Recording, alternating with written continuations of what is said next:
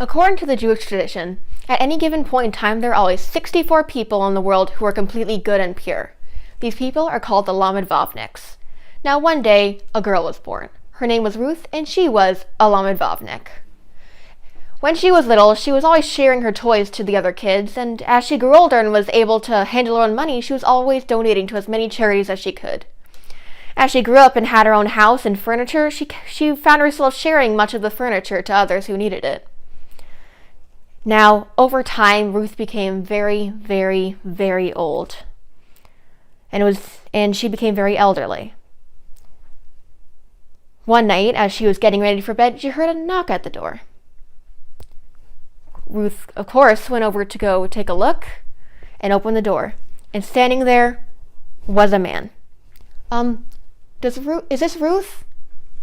Why, of course, dear. What do you need? Okay, so I'm so glad I found you. I went to so many other houses and it wasn't right. Hi, I'm Steve. I'm an angel from, up there. And if anyone asks, it was all a dream. Okay, so you're a Lamed Vavnik. Ta-da!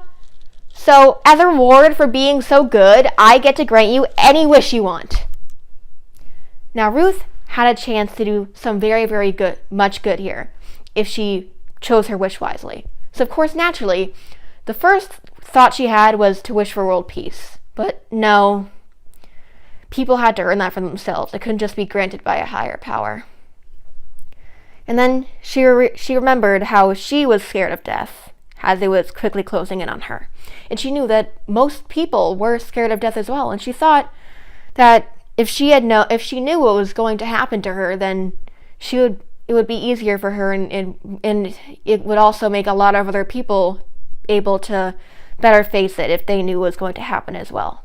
So Ruth turned to Steve and said, "I'd like to know what happens when people die." So Steve said, "All right, so do you want to go to heaven or hell first?" Now Ruth wanted to end this on a good note, so she said, "Hell, please." Now Steve took her hand and led her outside the front door, and they flew up through the clouds and into the stars, where Ruth felt a change deep in her core. It felt sort of more afraid, more nervous, more just kind of darker and angrier, and it didn't feel very good. And then they flew down through the stars and through the clouds, and they landed on a golden road. This road went as far back as Ruth could see and farther, and on either side were these huge, beautiful houses running along it. Now, in front of her was a building. It went infinitely left and right, and all along it were doors that led out to more golden roads with more big, beautiful houses. It seemed really nice for hell. So they walked down the golden road, and Steve led her inside the building. And inside was a huge dining table stretching just as far as the house, which is to say, infinitely, either direction. And on this dining table was a feast. The smell was yes, it was amazing. And she was sure, and she knew that the food must taste even better than the sweet aromas coming off of it. Ruth was feeling hungry just looking at it. But this was hell. What was going on here? Steve took her hand off to the side and said, "Watch." And in came the people of hell. They were kind of glaring at each other angrily and muttering at each other. And then they sat down at the table and stared at the beautiful feast in front of them. And they stared. And they stared. And stared and stared and stared. And then Ruth saw why they were staring. They had sticks strapped to their arms like so.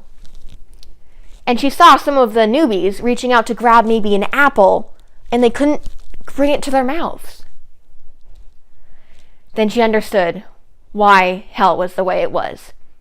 There was so much good. There was so much beauty and wonders all around them, and yet they could not eat at all. Ruth had had enough of hell, and she turned and said to Steve and said, "I'd like to go to heaven now." So Steve took her hand and they walked down the golden road, and then they flew up, up, up, up through the clouds into the stars. And Ruth felt a change deep in her core. It felt sort of lighter, warmer, it felt very nice. She felt safe and she felt at home. And then they flew down, down, down, down through the stars and through the clouds, and they landed on a golden road, stretching as far back infinitely, and there are big, beautiful houses all along it, the same houses as in hell. And in front of them was the huge building that went left and right infinitely. It was exactly like hell. What was going on here? Ruth was very confused, but Steve just took her hand and led her down and into the building. And in front of her was the same most wonderful feast right in front of her. On the same dining table, went left and right infinitely.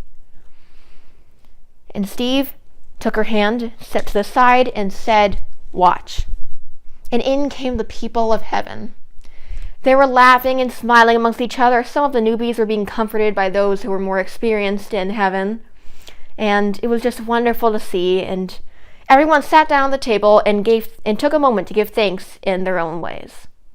And then they started to reach for the food.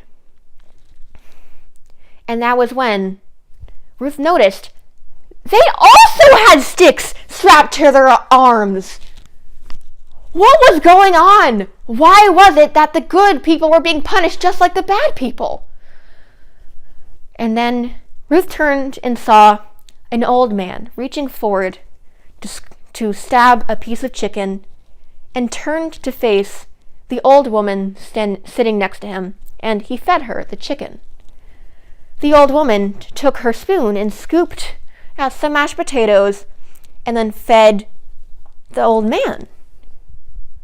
And Ruth was delighted to see how the people of heaven were feeding each other. It was almost sort of a game. When food fell, people laughed. It was just wonderful. And Ruth felt very happy knowing she would get to be among these wonderful people soon. Ruth turned to Steve and said, "I'd like to go home, please." Steve took her hand, and they walked into the golden road. And they flew up, up, up, up through the clouds and into the stars, and they felt a change deep in her core.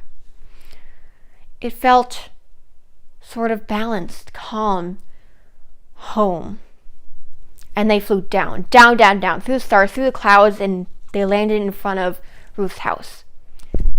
Steve and Ruth hugged it out, and Steve took a step back and flew up, up, up, up through the clouds and into the stars, and he was gone.